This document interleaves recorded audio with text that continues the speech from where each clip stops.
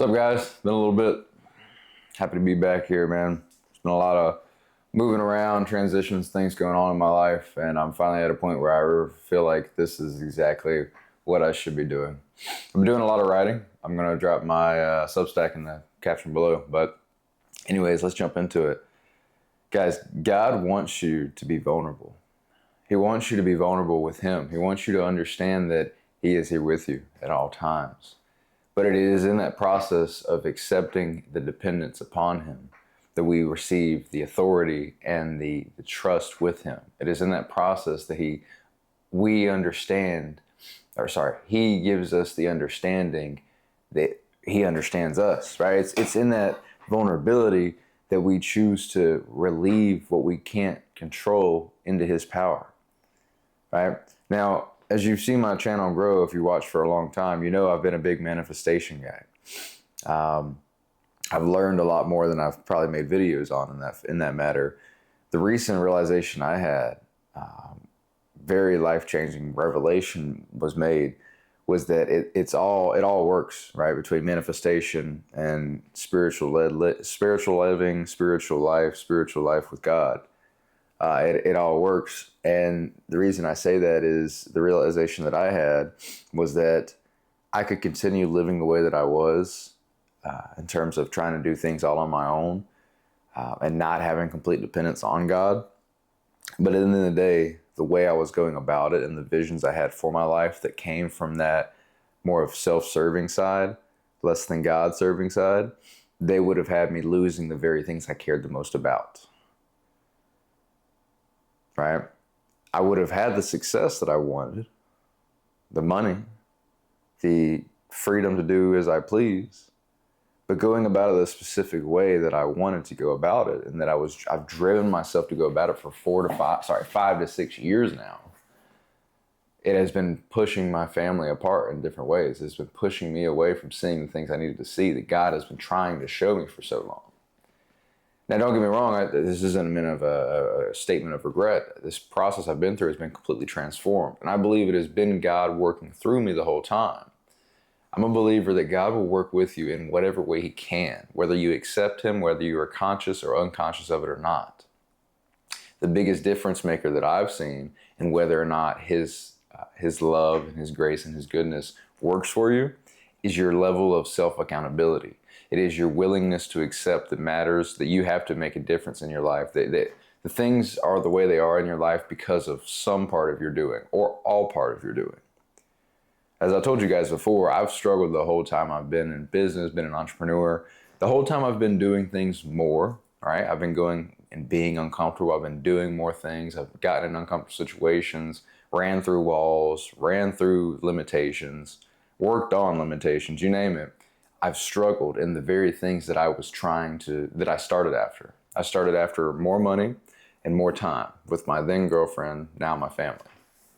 The whole time, I've never had both, right? I've never had the large amounts of money that I've wanted. And the times I was making a good bit of money, I didn't have any time with my family. And I went through several different feast or famine cycles. I went through this whole cycle within a life insurance business. I spent 3-4 years in life insurance. Just recently got back out of life insurance. At times I was working 12, 13, 14-hour days just to make the ends meet. Many times I went into debt to keep the business going. And that's part of business. You go into debt. I mean, it's not any sort of pity party. But the fact of the matter is that I started after money. I started after more time. And the whole time, I never got any either of those. But what I did do and what I did in His goodness, what He gave me grace to do, what the grace He bestowed upon me through my accountability, was I looked at myself in the mirror every time I struggled. I didn't place blame elsewhere. I didn't say, man, this is just wrong. Why is this happening to me? At least not for long enough to make that my overall decision. Even when I was first leaving out of life insurance, 2 years in roughly, things with the leadership, the people I was under, things had gotten really weird. There was some just bad business going on. Things were changing, leads were changing, so on and so forth. And I kind of felt aggravated at times, but I didn't let my mind play into that. I went and invested in more sales training. I went and flew out to Arizona and got around other elite sales trainers, people making $10,000 to $100,000 a month. From there, I ended up meeting a different company. I said God led me into a different company there, doing sales that was a better fit for where I was at in my career at that point. So my point is that, and this is all why I didn't really know God. I talked to people in certain situations with God. I knew I was on a journey of my own self-recreation, but I didn't have a relationship with God consciously. I didn't talk to God. I didn't pray. I meditated a whole lot, but it was never a meditation to to God specifically, or to a higher power, maybe to a higher self, but not to a higher power outside of myself. Right? It was never a dependence. It was almost like a independence with myself, self-reliance. And again, don't get me wrong, I believe at this point in reflection, this was God working through me.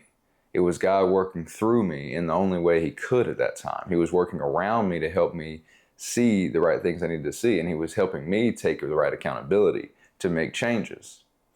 He was purifying my heart. He was purifying the parts of my heart that were filled with negativity and filled with, what are they? It's in the Bible. It's not the fruit of the soul or fruit of the, it's not the fruit of the soul. It's the, I can't remember right now, but you get what I'm trying to say. He was removing and cleansing my heart. He was cleansing who I was as a person through struggle, through failure, through struggle and failure after the utmost effort, right?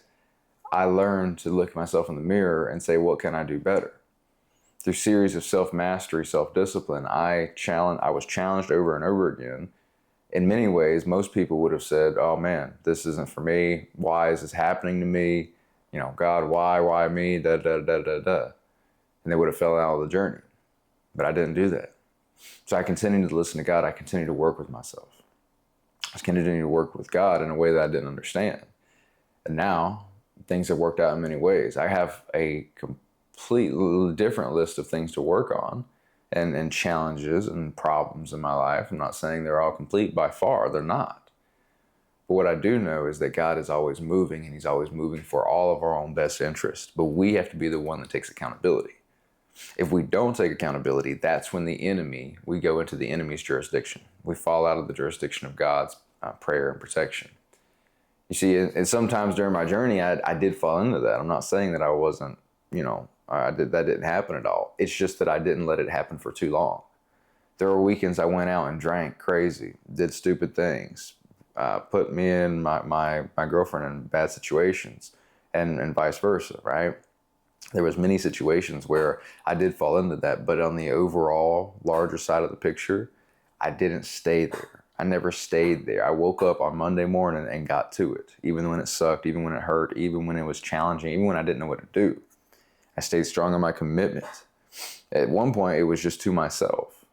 And as I grew and as I developed and as I went through more and more challenges and more struggle, I grew more dependent on this relationship. I started to form this relationship. I started to understand that it wasn't just me that was helping me work through all these things. It was a deep sense of God that I had found throughout challenge, throughout trial. And I also believe a large part of it was not only my accountability, but my gratitude. Throughout it all, I was committed to gratitude. I was committed to saying, hey, I woke up today. That's the very first win of the day. Let's keep winning. I've done this tracking system right here. This is called Form 4. I'm on day 1965. Sorry, yes, 1,965 days of tracking my day-to-day. Who am I going to be today?